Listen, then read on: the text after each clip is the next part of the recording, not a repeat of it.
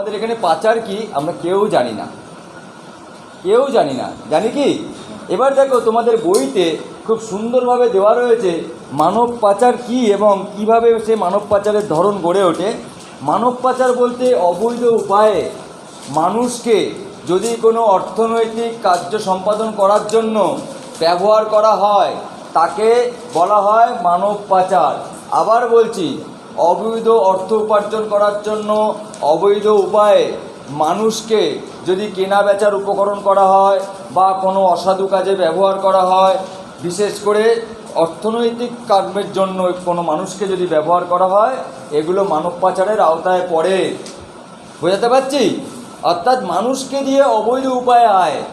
মানুষকে দিয়ে অবৈধ উপায়ে আয় বলতে কীরকম? এর মধ্যে তিনটে পার্ট আছে। প্রথম পার্টেই আছে হচ্ছে আমার ছোট ছোট বাচ্চারা, শিশুরা। কত বয়সী শিশুরা? শিশু কাদের বলি আমরা? সরকার বলছে 0 থেকে 18 বছরের বয়সের নিচে যারা রয়েছে তারা সবাই, ভেরি গুড, তারা কি বলছে? তাদের শিশুদের। তো আমরা শিশুদেরকে দেখি কিভাবে পাচারে হচ্ছে। আমরা অনেকেই বাবা মার সঙ্গে কলকাতা ঘুরতে গেছি, তাই না? ঘুরতে গিয়ে দেখেছি যখনই আমি বসিরহাট স্টেশনের ফ্লাইওভার ক্রস করছি বা ট্রেনে যাচ্ছি বা শিয়ালদা স্টেশনে যাচ্ছি, হঠাৎ দেখি একটা ছোট্ট বাচ্চাকে নিয়ে তার মা কোলে বসে ভিক্ষা চাইছে। দেখেছি আমরা। সেই বাচ্চারা ঘুমিয়ে রয়েছে, নয় নাল করছে। তোমার দেখে, মাকে দেখে কষ্ট লাগছে না? বাচ্চাকে দেখে কষ্ট লাগছে, লাগছে না? এবার সেই অসুস্থ বাচ্চাটা সকালে ঘুমাচ্ছে, তোমার কষ্ট পেলো, তুমি বললো মা কিছু দাও না। মা পকেট থেকে 10 টাকার নোট দিল, তুমি বাচ্চাটার মায়ের হাতে দিলে, দিলে তো। আবার দেখছো যখন বাড়ি ফিরছো, আবার দেখছো সেই শিশুটা ওই একই জায়গাতেই কোলে নিয়ে তার মা বসে রয়েছে। তখন তুমি দেখলে, কষ্ট পেলে, কিন্তু তার দিলে না, যাওয়ার সময় দিয়েছিলে।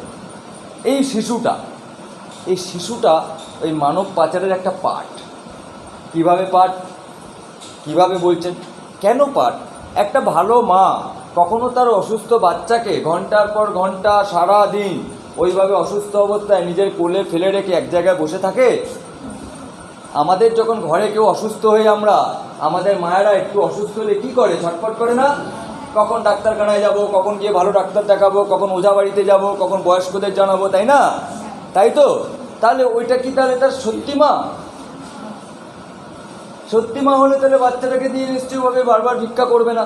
আবার আমাদের পশ্চিমবঙ্গে শিশুদের জন্য এবং বড়দের জন্য স্বাস্থ্য ব্যবস্থার ক্ষেত্রে উপস্বাস্থ্যকেন্দ্র আছে তো।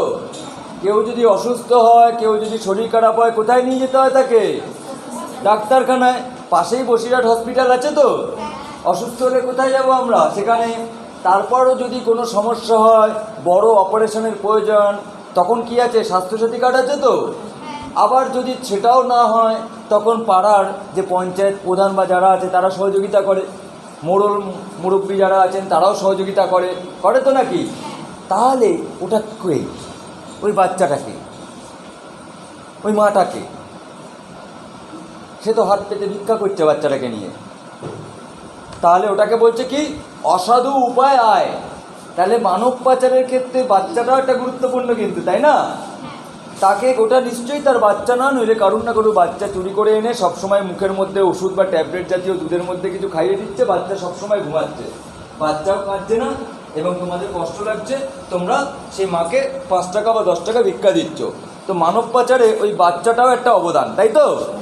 আবার দেখবে তোমরা যে ধরনের মানুষ হ্যান্ডিক্যাপ হয় তাদেরকেও বিভিন্ন অসাধু উপায়ে ভিক্ষাবৃত্তি করে হোক বা কিডনি নিয়ে নেওয়া বা লিভার নিয়ে নেওয়া।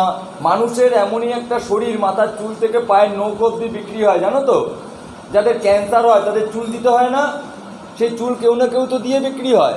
আবার রক্তের প্রয়োজন হলে রক্তও তো দিতে হয়। আবার কিডনিও তো ট্রান্সফার করা যায়, হার্টও ট্রান্সফার করা যায়। আমরা এখন তো সোশ্যাল মিডিয়ায় দেখি লিভারও ট্রান্সফার করা যায়, তাই না? হার্ট ট্রান্সফার করা যায়, যায় না? তাহলে মানুষের শরীরের প্রত্যেকটা অঙ্গ প্রত্যঙ্গ ট্রান্সফার করা যায়। মানুষকে নিয়ে ভুল বুঝিয়ে, অর্থনৈতিক লোভ দেখিয়ে তাদেরকে শরীরের অঙ্গ প্রত্যঙ্গ বিক্রি করাটাও কিন্তু একটা মানব পাচারের উদ্দেশ্য।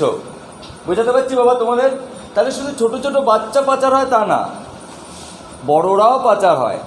বড়দের পাচারের মধ্যে কেউ অভাবের তাড়নায় বিক্রি করে দেয়, আবার কেউ যেহেতু শারীরিকভাবে দুর্বল, যেহেতু হ্যান্ডিক্যাপ তারা তাদেরকে যেহেতু তারা মনে করে আমি হ্যান্ডিক্যাপ, আমার আর পৃথিবীতে কিছু দেওয়ার নেই, তাদেরকে নিয়েও এই পাচারের কারণে ব্যবহার করা হয়।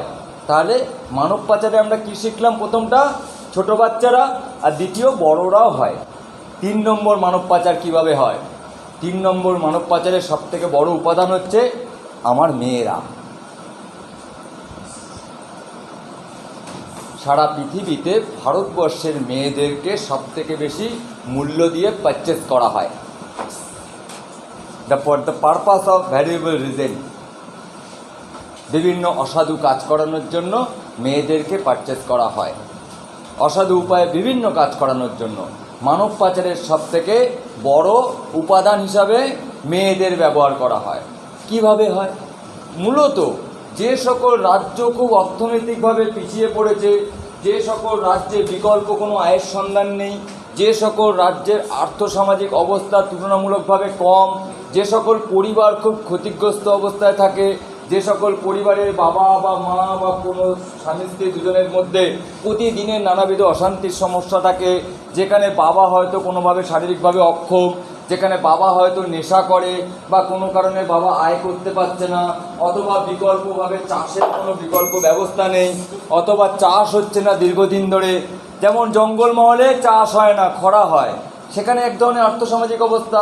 আবার এখানে নদীর পাশে যাদের বাড়ি তাদের বন্যা হয়, এখানে এক রকমের আর্থসামাজিক অবস্থা।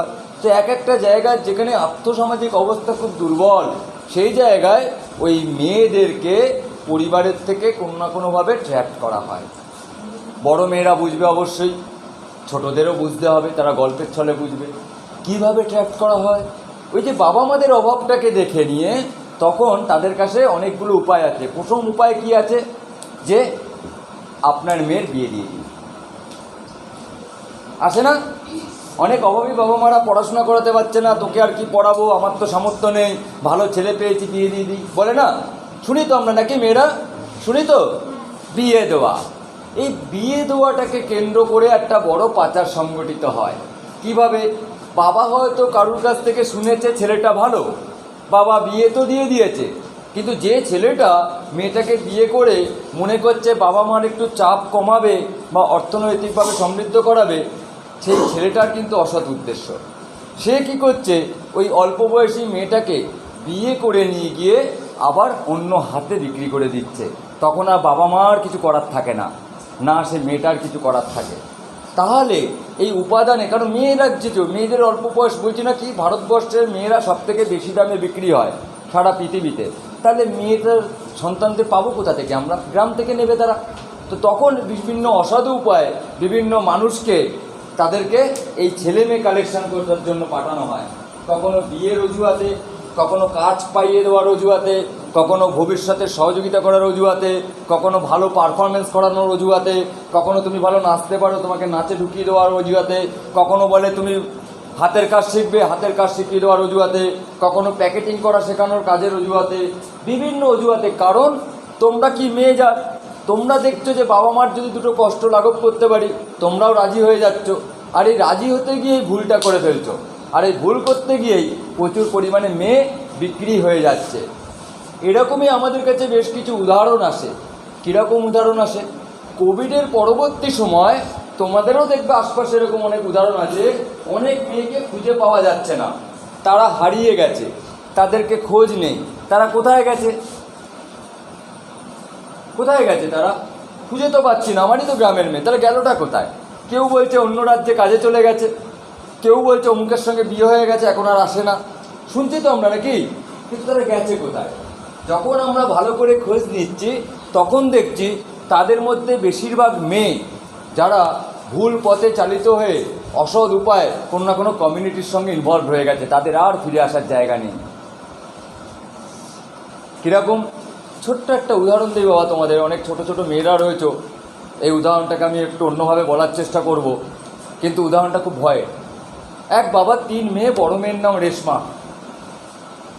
সেই বাবা খুব অভাবী, শ্রমিকের কাজ করে, কোভিড প্যান্ডামিক সিচুয়েশান, একটা কোভিড হয়ে গেছে, সংসার পুরো ভেঙে গেছে, কিভাবে একটু তেল মশলা কিনবো সেই উপায়ও বাবার কাছে নেই। সেই মতো অবস্থায় হঠাৎ করে একজন ভদ্রলোক এসে তথ্য দেয় যে রহিমবাবু, আপনার রেশমা তো বড় হয়ে গেছে, একটা ভালো ছেলে আছে, বিয়ে দিয়ে দিন। এই তো স্কুল বন্ধ, কবে স্কুল খুলবে ঠিক নেই, এই কোভিড চলছে, আর পড়াশোনা করে কি হবে, চারদিকে যে অবস্থা, একটা ভালো সুপাত্র পেয়েছি, আপনার রেশমাকে আপনি বিয়ে দিয়ে দিন, রেশমাকে বিয়ে দিয়ে দিন। তো রেশমার বাবা বলছে, বিয়ে বলে কথা, একটা মেয়ের বিয়ে বাবু, অনেক টাকা পয়সার ব্যাপার।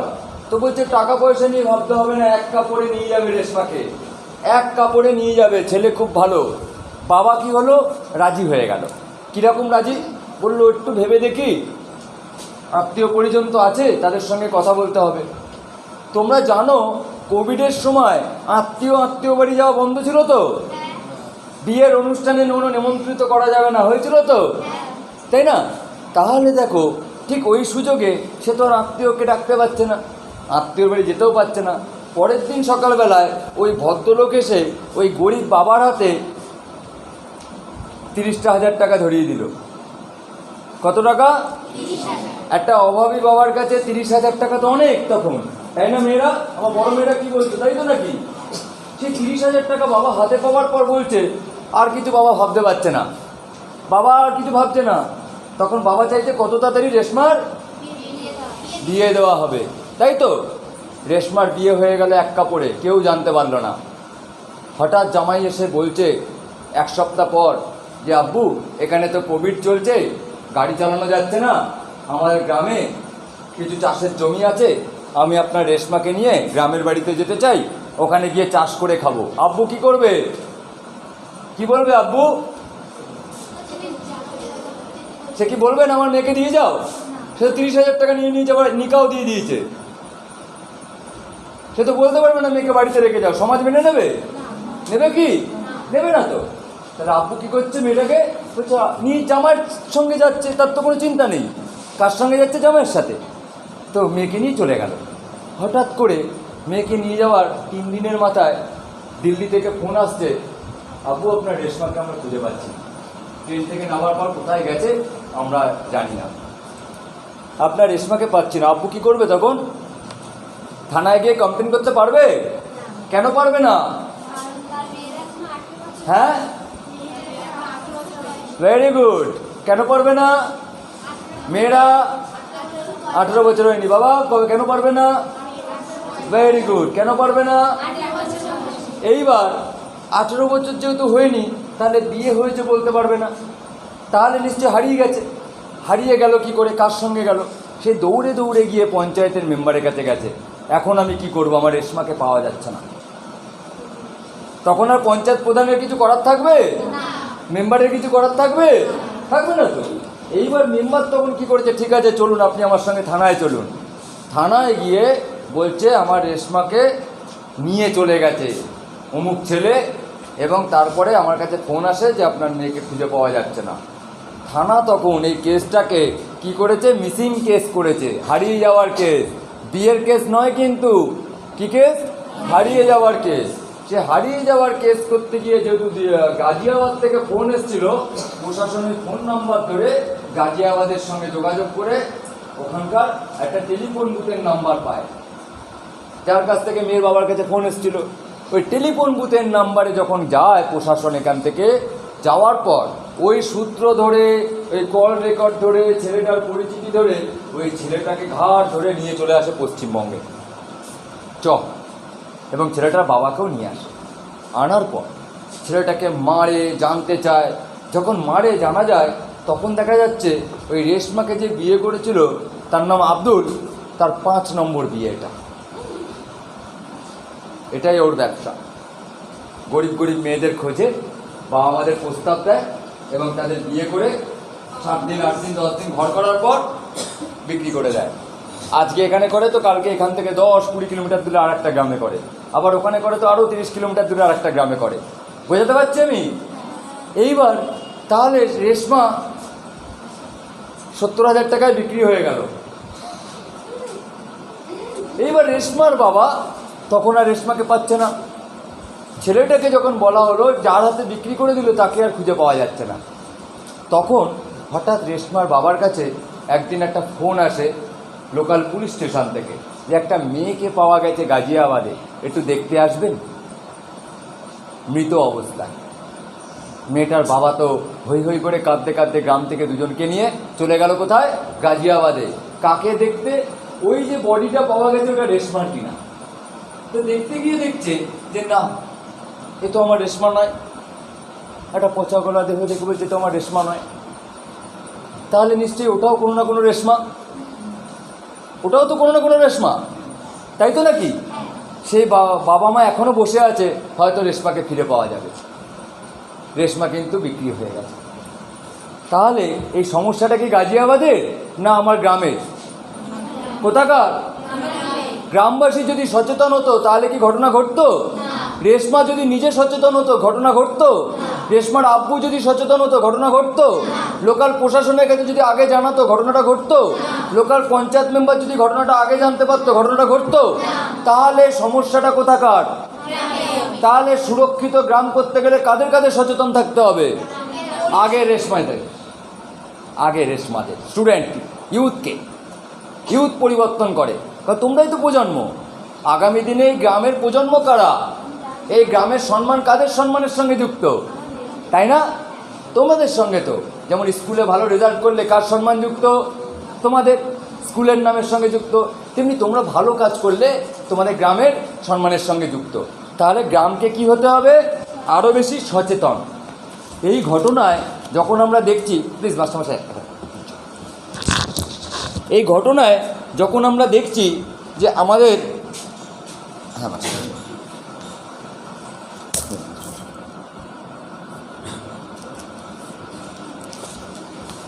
যখন আমরা দেখছি এই যে তোমাদের সঙ্গে আমি কথা বললাম, কত মিনিট কথা বললাম? 30 মিনিট হয়েছে, প্রায় 30 মিনিট। প্রতি 10 মিনিটে একটা করে রেশমা পাচার হয়ে যায়। প্রতি 10 মিনিটে একটা করে রেশমা। তাহলে আজকের পর আমরা পাচার সম্পর্কে জানতে পারলাম, পাচার কিভাবে হয়। জোরে বলো। Very good, thank you master. তাহলে আজকে আমরা জানতে পারলাম পাচার কিভাবে হয়। একটি মেয়ে পাচার হয়ে যাওয়ার পর, একটি মেয়ে পাচার হয়ে যাওয়ার পর যখন তাকে অবৈধ উপায় ব্যবহার করার জন্য কোনো জায়গায় বিক্রি করে দেওয়া হয়, যেখানে তাকে বিক্রি করে দেওয়া হয় সেই জায়গায় তাকে রেপ করা হয় সর্বোচ্চ দিনে 15 বার।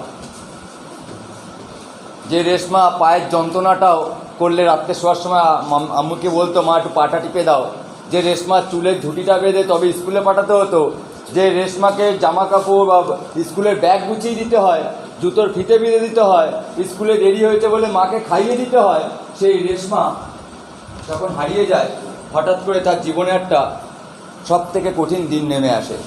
রেশমার শরীরটা কি তার জন্য প্রস্তুত ছিল? ছিল না তো। তাহলে রেশমা কিন্তু হারিয়ে গেল। কত পার্সেন্ট রেশমাকে এরকম স্যাররা রিকভারি করে জানো?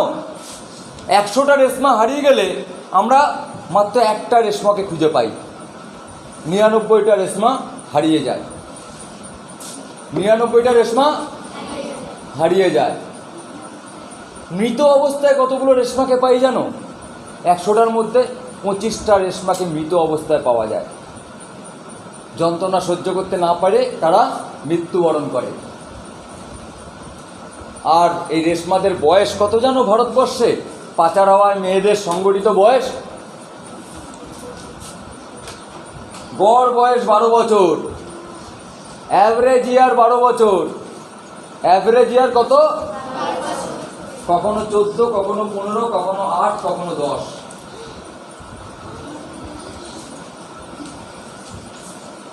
তাহলে খুব কঠিন না? খুব কঠিন একটা বিষয় না? তাহলে কত সতর্ক থাকতে হবে? ক্লাস 5কে সতর্ক থাকতে হবে, 6কে থাকতে হবে, 7কে থাকতে হবে, 8কে থাকতে হবে, 9কে থাকতে হবে, 10কে থাকতে হবে, সতর্ক থাকতে হবে। এই সতর্ক থাকতে গেলে কি হতে হবে?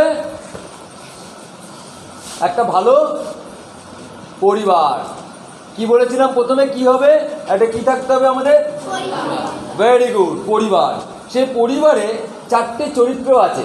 এই যে বইগুলো দিয়েছি আমি এতগুলো আমার মেয়েদেরকে, এই বইতে তারা বাড়িতে গিয়ে যে কথাগুলো আমি বলছি সেগুলো তাদের আব্বুকে পড়ে পড়ে শোনাতে হবে, কারণ তোমাদের আব্বুকে তোমাদের ভালো কে সে ভালো পিতা। Very good. সবার আব্বু ভালো তো? সবার আব্বু ভালো তো? Very good. আব্বুরা হচ্ছে একজন কৃষকের মতো। আব্বুরা কীরকম? একজন কৃষকের মতো। সে সব থেকে আগে ঘুম থেকে উঠে সে মাঠে যায়, সে প্রচুর পরিশ্রম করে সারাদিন, প্রচুর পরিশ্রম করে ছোট্ট ছোট্ট করে একটা বীজ থেকে একটা বড় গাছ উৎপন্ন করে। আব্বু সেই সময় সে গাছে কখন সার দিতে হবে, কখন জল দিতে হবে, এগুলো কে করে? কৃষক করে, মানে আমার আব্বু করে, তাই তো? তাহলে তাকে সারাদিন অক্লান্ত পরিশ্রম করার পর তাকে সে ফসলটাকে ধীরে ধীরে ধীরে ধীরে কী করতে হয়? বড় করতে হয়, তাই না? এবার তোমরা বলো, হঠাৎ করে যদি সেই ফসলে পোকা লাগে, আব্বু কি করে? কি করে? পোকা লাগলে ফসলটাকে তুলে ফেলে দেয় নাকি তেল দেয়? তেল দেয় তো। আবার বীজ তেল দেওয়ার পর পরের দিন আব্বু গিয়ে কী করে? ফসল যাতে বীজ তেলে নষ্ট না হয় তার জন্য কি করে? গিয়ে আবার জল দেয়। স্প্রে করে কি দেয়? জল দেয়, তাই না? তাহলে আব্বুরা দেখে যখন তার শস্যের গায়ে পোকা লাগে তখন যেমন বীজ দেয়, আবার যখন পরের দিন গিয়ে সেখানে কি দেয়? তাহলে ফসলে পোকা লাগবে, আব্বু বিষও দেবে, আবার আব্বু জলও দেবে, কিন্তু আব্বু কি ফসলটাকে তুলে ফেলে দেবে? হঠাৎ করে যদি আমফান ঝড় আসে, সব ফসলগুলো যদি শুয়ে পড়ে, আব্বু তো সেগুলোকে আবার দাঁড় করাবার চেষ্টা করে। পঞ্চায়েতের সহযোগিতা নেয়, মায়ের সহযোগিতা নেয়, পাড়া প্রতিবেশীর সহযোগিতা নেয়, আবার সে ফসলটাকে দাঁড় করাবার সুযোগ করে, তাই না? কখনো কি সময়ের আগে সে ফসল কেটে বাজারে নিয়ে যায় আব্বু? সেই সময় যদি সময়ের আগে ফসল যদি বাজারে নিয়ে যায়, সেই ফসলের দাম আব্বু পায়? পায় কি? স্বাদ পায়? পাকা আম আর কাঁচা আমের স্বাদ কি এক? তাহলে সময়ের আগে ফসলের দামে স্বাদ পাওয়া যায় না দাম পাওয়া যায়? কিছুই পাওয়া যায় না। তাহলে আমাদের সন্তানরা আব্বুদের কাছে কীরকম? আব্বু আমাদের কাছে কীরকম? তাহলে আব্বুকে কি বোঝাতে হবে? ঠিক যে গল্প আছে সেই গল্পটা বোঝাতে হবে তো। সবাই কি আব্বুকে বোঝাবে তো? বইতে আব্বু আছে তো কেমন? ভালো আব্বু হতে গেলে কি হতে হয়? ভালো পিতা হতে গেলে কি হতে হয়? বইতে আছে? আছে? ঠিক আছে, আমরা বইয়ে তারপরে একটা আছে। তোমরা আব্বুর পেজটা খুলেছো? ভালো পিতার পেজটা খুলেছো?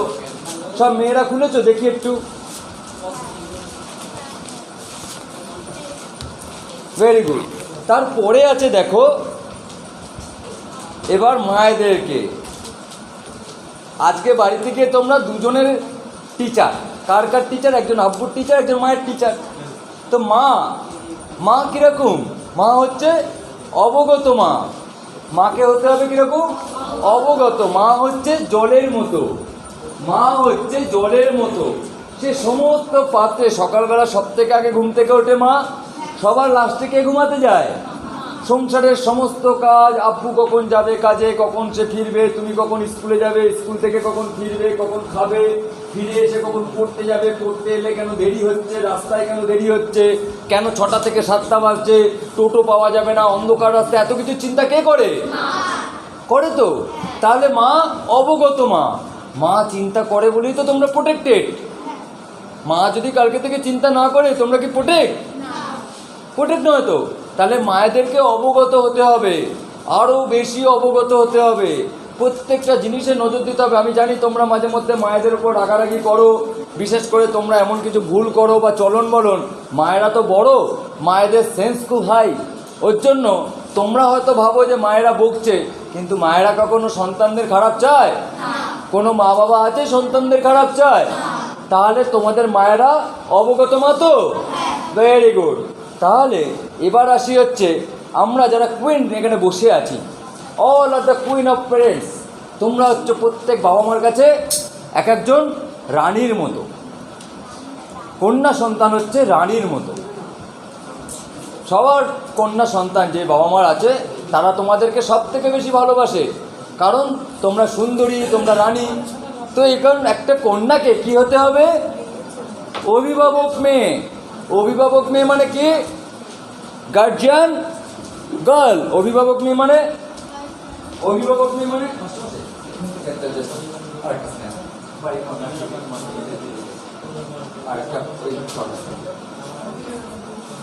কি হতে হবে? অভিভাবক মেয়ের প্রথম শর্ত কি জানো? বলছে পদ্ম ফুল আমরা জানি কেমন দেখতে। পদ্ম ফুলকে জাতীয় ফুল বলা হয় কি? কেন কেন বলা হয়? সৌন্দর্যের জন্য। আর একটা কারণ আছে, কারণ পদ্ম ফুল সব থেকে নোংরা জায়গায় হয়। কোথায় হয়? কিসে হয়? পাঁকের মধ্যে হয়, তাই না? তাহলে পাঁকের মধ্যে থেকে কি হতে হবে? মেয়েদেরকে কি হতে হবে? পাঁকের মধ্যে থেকে পদ্ম ফুল হতে হবে। অর্থাৎ তোমাকে গার্জিয়ান গার্ল হতে হবে। তো গার্জিয়ান গার্ল কোথাকার হবে? তুমি কোন গ্রামের হবে? তোমার সুরক্ষিত গ্রামের গার্জিয়ান গার্ল হবে। গার্জিয়ান গার্লের কাজ কি থাকবে? গার্জিয়ান গার্ল করবেটা কি? তার কাজটা কি? গার্জিয়ান গার্ল করবে গ্রামে প্রত্যেকটা জায়গায় সে নিজেকে আগে বলবে আমি একটা মূল্যবান চরিত্র। আজকের পর আমার গার্জিয়ান গার্লরা বলবে আমি হচ্ছি একটা মূল্যবান চরিত্র,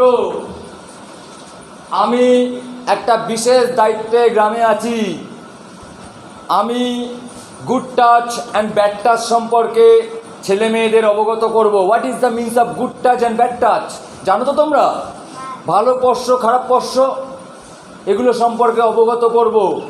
আমি নিজে গ্রামের পারিপার্শ্বিক পরিস্থিতির থেকে নিজেকে সুরক্ষিত রাখবো এবং আমার সহকর্মী বন্ধু বান্ধবীদের আমি সুরক্ষা বলয়ের মধ্যে রাখবো। কিসে রাখবো? সুরক্ষা বলয়। কিসের সুরক্ষা?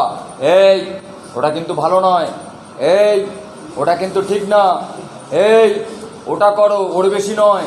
অর্থাৎ যেভাবে মা আমাদের ট্রিট করে সেভাবে আমি আমার আশপাশের বন্ধু বান্ধব সবাইকে সেইভাবে মেনটেন করব।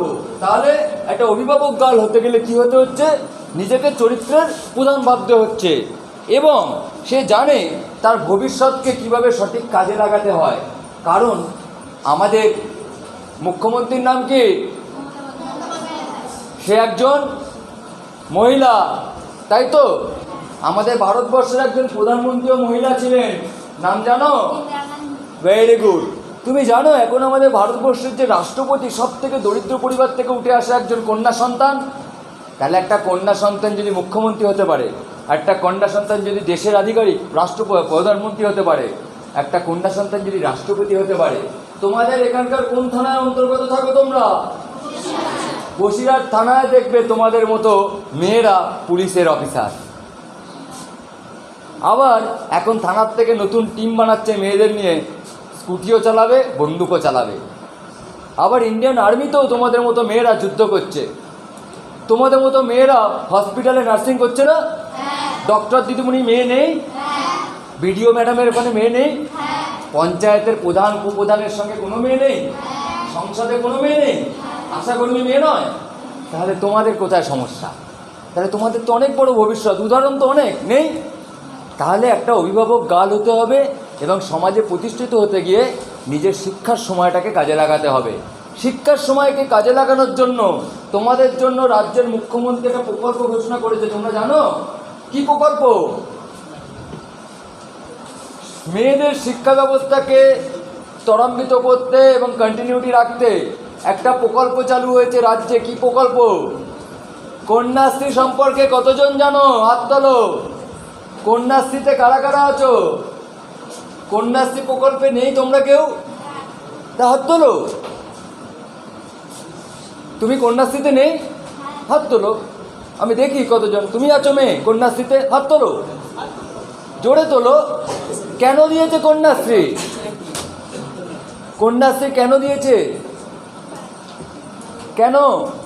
যাতে অভাবের কারণে কোনো পরিবারে মেয়েদের পড়াশোনা বন্ধ না হয়ে যায়, তাই তো? কেন দিয়েছে কন্যাশ্রী? অভাবের কারণে যাতে পরিবারে কোনো মেয়েদের পড়াশোনা বন্ধ না হয়ে যায়, তাই না? এবং এখানে দেখো বাল্যবিবাহ আর নয়। বাল্যবিবাহ কি, কেন তা প্রতিরোধ করা উচিত। মেয়ের বয়স 18 বছর, ছেলের বয়স 21 বছরের আগে বিয়ে হলে তাকে বাল্যবিবাহ বলে। বাল্যবিবাহ দণ্ডনীয় অপরাধ। এই প্রথাটির সমস্যাগুলি জানুন, শিখুন, শেখান। বাল্যবিবাহ হলে কি কি ক্ষতি হয়? মেয়েদের পাচার হয়ে যাওয়ার ঝুঁকি বেড়ে যায়। এই যে আমরা বলছিলাম প্রথম শব্দটা, যে কারণে আজকে তোমাদের স্কুলে আসা। কারা বলছে? সরকার বলছে, বসিরহাট 1 নম্বর ব্লকের পঞ্চায়েত বলছে, আমার এই হোলি মিশন এনজিও বলছে, মাই চয়েস ফাউন্ডেশন বলছে, বাপি স্যার বলছে। কি হয় বাল্যবিবাহ হলে? কিসের সম্ভাবনা বেড়ে যায়? কিভাবে হয় আজকে বোঝাতে পারলাম? ছেলেদের? তাহলে দ্বিতীয়, ছোট বয়সে গর্ভধারণ করলে শিশু অবস্থায়, তাহলে দুজনেরই জীবনের ঝুঁকি থাকে। কারণ আমাদের মায়েরা যখন আমাদেরকে, তোমরা তো মেয়েরা, তোমাদের উপর পরবর্তী প্রজন্ম নির্ভর করে, তোমরাই হচ্ছে সৃষ্টি। আমার যদি মা না থাকতো আমি কি আসতাম পৃথিবীতে? সম্ভব? তোমার মা না থাকলে তুমি পৃথিবীতে আসতে? তাহলে মা ছাড়া তো পৃথিবীতে আসার কোনো রাস্তা নেই, আছে কি? তাহলে মায়েরা হচ্ছে কি তৈরি করে? প্রজন্ম তৈরি করে। তো তাহলে যে প্রজন্ম মায়েরা তৈরি করে, সে প্রজন্মই তো পরবর্তী ধারক বাহক, তাই না? তাহলে আমার ছোট বয়সে যদি বিয়ে হয়, আমার শরীর যদি অপরিণত থাকে, আমার যদি মা হতে গেলে, আমরা সায়েন্স বলে পেটে যখন মায়েদের গর্ভে সন্তান থাকে, বাইরের সমস্ত কথা তারা শুনতে পায়। মা কি করছে, কি খাচ্ছে, কি অনুভব করছে, সব শরীর থেকে পেটের সন্তানের কাছে থাকে। আমরা জানি তো এগুলো। তাহলে একটা স্বল্প বয়সী মেয়ে, সে যদি মা হয়ে যায়, তাহলে তার বাচ্চা সেই ডেভেলপমেন্ট কি পায়? সে শরীরের শক্তি কি পায়? নাকি সে বুদ্ধি পায়? সে তো 16 বছরের বুদ্ধি নিয়ে জন্মাচ্ছে, কারণ মায়ের তো 16 বছর, তাই না? অল্প বুদ্ধি নিয়ে জন্মাচ্ছে তো। এবং বাচ্চা হচ্ছে অপুষ্টি, তাতে বাচ্চা মরে যাওয়ার সম্ভাবনা অনেক বেশি থাকে। এবং মায়েরও শরীরের ক্ষতি হয়, কারণ শরীরে রক্তাপ্লতা তৈরি হয় অল্প বয়সে হলে। তাহলে মেয়েরা আরও বেশি পারিবারিক হিংসার শিকার হয়। পারিবারিক হিংসার কি? অল্প বয়সে বিয়ে হয়ে গেলে সম্পর্কে তাড়াতাড়ি কাটছাট হয়ে যায়, ম্যাচুরিটির সঙ্গে মেলে না, এবং দিনের শেষে সেই মা বাচ্চাকে নিয়ে আবার বাপের বাড়ি ফিরে আসে। এরকম অনেক উদাহরণ আছে, দেখবে, আছে না? আছে তো। তাহলে এই ধরনের নানাবিধ ঝুঁকির সমস্যা হয়ে যায়। শিশু সুরক্ষার অধিকার, অর্থনীতির স্বাধীন হওয়ার সুযোগ, এই যে বিষয়গুলো, অপ্রাপ্তবয়স্ক মেয়েরা বঞ্চিত হয় সুস্বাস্থ্য, পুষ্টি ও শিক্ষা সুরক্ষা থেকে। যাতে তোমাদের শিক্ষা ভালো থাকে, তার জন্যই কন্যাশ্রী। বোঝাতে পারলাম? এইবার আসি আমরা, তাহলে মেয়েদের কি হতে হবে? জোরে, অভিভাবক মেয়ে হতে হবে। এবং যখনই গ্রামে কোনো ধরনের কোনো সমস্যা মেয়েদের ক্ষেত্রে তৈরি হবে, মেয়েরা নিজেদের চরিত্র গোপন রেখে এই বইতে দেওয়া নাম্বারে তারা কল করে কেস রেজিস্টার করাতে পারে বা ইনফরমেশান দিতে পারে। তাহলে গ্রামকে সবাই মিলে রক্ষা করতে পারি। তৃতীয় কারা? কি আছে? কি আছে? ভালো ছেলে। আমরা সবাই ভালো ছেলে কি? তুমি দেখবে ভালো ছেলের সঙ্গে কে আছে এখানে? বল হাতে কে আছে? বল হাতে। দুজনের ছবি আছে, চিনতে পারছো? ছবি দুটো কার? বাবা একটা ছবি তুলে দাও তোমার, প্লিজ। একদম ওই কর্নার থেকে তুলবে। কি আছে এখানে? জোরে ছেলেটা। ধোনি আর বিরাট কোহলি। ধোনি আর বিরাট কোহলি হচ্ছে আমাদের ব্র্যান্ড অ্যাম্বাসেডার, এই প্রোগ্রামের ব্র্যান্ড অ্যাম্বাসেডার মাই চয়েস ফাউন্ডেশনের এই প্রোগ্রামে। দেখবে তোমাদের বইতে ধোনি আর কোহলির সিগনেচার আছে। ভালো ছেলের জায়গায় সিগনেচার আছে, আর মেয়েদের জায়গায় কি আছে? থাম্ব আছে, আঙুলের ছাপ। মেয়েরা আঙুলের ছাপ দিয়ে সতর্ক করবে, এই বইতে তারা কমিটমেন্ট করবে, আজ থেকে আমি ভালো মেয়ে হিসাবে সই করলাম, নিজের কনসেন্ট আছে না? মেয়েদের সই করার জায়গা আঙুলের ছাপ। আর ছেলেদের কি আছে? ধোনি আর কোহলির ছবি আছে না, সিগনেচার। 3 নম্বর সিগনেচারটা কার? ফাঁকা জায়গায় সিগনেচার কাকে করতে হবে? তবে গিয়ে তুমি হবে কি ভালো ছেলে। ভালো ছেলে তো। ভালো ছেলের কাজ কি? ভালো ছেলের কাজ হচ্ছে সুরক্ষার প্রতি শ্রদ্ধা। সুরক্ষার প্রতি শ্রদ্ধা। কিসের সুরক্ষার প্রতি শ্রদ্ধা? নারী সুরক্ষার প্রতি শ্রদ্ধা। প্রথম সুরক্ষা হচ্ছে নারী সুরক্ষা। যে ছেলেমেয়েরা তার পরিবারের মাকে, মাসিকে, কাকিমাকে সম্মান করে, সেই পরিবার ভালো হয় তো। যে ছেলেমেয়েরা তাদের গ্রামের পারিপার্শ্বিক মেয়েদেরকে, অন্যান্য মেয়েদেরকে সম্মান করে, সেই গ্রাম সমৃদ্ধ হয় তো। এবার দেখো, ভালো ছেলে না, তুমি যেমন ক্রিকেট খেলবে, ফুটবল খেলবে, বাজারে যাবে, তেমনি তুমি হবে, তোমার নজর তীক্ষ্ণ, আমি আবার ফিরে যাই, আমরা করোনাকে দেখতে পেয়েছিলাম কেমন দেখতে? দেখতে পাইনি বলে কি করেছিলাম আমরা? রাস্তার মোড়ে মোড়ে বাঁশের ব্যারিকেড লাগাইনি? গ্রামে ঢোকার আগে পাহারা কাটা দিয়েছিল গ্রামের মোড়ে, তোমরা দাওনি? পাহারা দাওনি? কোথায় যাচ্ছেন, কার বাড়ি যাচ্ছেন, কি আইডেন্টি কার্ড জানতে চাওনি? তাহলে তোমরা কি ছিলে? সতর্ক ছিলে, তাই তো, যাতে গ্রামে অবাঞ্ছিত কেউ না আসে।